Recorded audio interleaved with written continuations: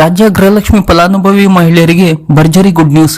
32ನೇ ಕಂತಿನ ಹಣ ಬಿಡುಗಡೆಯಾಗಿದ್ದು ಹಂತವಾಗಿ ಪ್ರತಿ ಜಿಲ್ಲೆಯ ಫಲಾನುಭವಿಗಳ ಖಾತೆಗೆ ಜಮಾ ಮಾಡಲಾಗುವುದು ಎಂದು ಮಾನ್ಯ ಮುಖ್ಯಮಂತ್ರಿಗಳು ತಿಳಿಸಿದ್ದಾರೆ. ಹೌದು, ಗೃಹಲಕ್ಷ್ಮಿ ಯೋಜನೆಗೆ 2443 ಕೋಟಿ ರೂಪಾಯಿ ಹಣವನ್ನು ಮಾನ್ಯ ಮುಖ್ಯಮಂತ್ರಿಗಳಾದ ಡಿಕೆ ಶಿವಕುಮಾರ್ ಅವರು ಬಿಡುಗಡೆ ಮಾಡಿದ್ದು, ಇನ್ನು 3-4 ದಿನದಲ್ಲಿ ಕುಟುಂಬದ ಯಜಮಾನಿಯರಿಗೆ ಬ್ಯಾಂಕ್ ಖಾತೆಗೆ ಡಿಬಿಟಿ ಮುಖಾಂತರ ಜಮಾ ಆಗಲಿದೆ. ಇದುವರೆಗೂ 62,000 ರೂಪಾಯಿ ಹಣ ಮನೆಯ ಯಜಮಾನಿಯರ ಖಾತೆಗೆ ತಲುಪಿದ್ದು, ಇದೀಗ 32ನೇ ಕಂತಿನ ಹಣ ಬಿಡುಗಡೆಯಾಗಿದ್ದು ಪ್ರತಿ ಮನೆಯ ಯಜಮಾನಿಯರಿಗೆ ತಲಾ 64,000 ರೂಪಾಯಿ ಹಣವನ್ನು ಕಾಂಗ್ರೆಸ್ ಸರ್ಕಾರ ತಲುಪಿಸಿದೆ ಎಂದು ರಾಜ್ಯ ಗ್ಯಾರಂಟಿ ಯೋಜನೆಗಳ ಅನುಷ್ಠಾನ ಪ್ರಾಧಿಕಾರದ ಉಪಾಧ್ಯಕ್ಷರಾದ ದಿನೇಶ್ ಗೂಳಿಗೌಡ ಅವರು ಹೇಳಿದರು.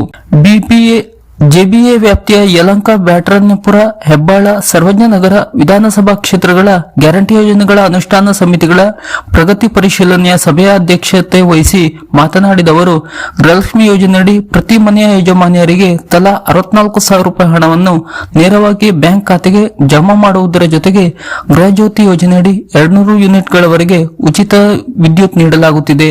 ಅನ್ನಭಾಗ್ಯ, ಶಕ್ತಿ, ಯುವ ನಿಧಿ ಯೋಜನೆ ಸೇರಿದಂತೆ ಪಂಚ ಗ್ಯಾರಂಟಿ ಯೋಜನೆಗಳಿಗೆ ರಾಜ್ಯ ಸರ್ಕಾರ 1,46,443 ಕೋಟಿ ಹಣವನ್ನು ಖರ್ಚು ಮಾಡಿದೆ. ಇದರಿಂದ ಪ್ರತಿ ಕುಟುಂಬಕ್ಕೆ ಸರಾಸರಿ 5,000-6,000 ಹಣ ಉಳಿತಾಯವಾಗುತ್ತದೆ ಎಂದು ತಿಳಿಸಿದರು. ಗ್ಯಾರಂಟಿ ಯೋಜನೆಗಳು ಅರ್ಹ ಫಲಾನುಭವಿಗಳಿಗೆ ತಲುಪಬೇಕು. ದುರುಪಯೋಗ ಆಗುವುದನ್ನು ತಡೆಯುವ ಉದ್ದೇಶದಿಂದ ಗೃಹಲಕ್ಷ್ಮಿ ಮತ್ತು ಗೃಹಜ್ಯೋತಿ ಯೋಜನೆ ಪರಿಷ್ಕರಣೆ ಮಾಡಲಾಗುತ್ತಿದೆ.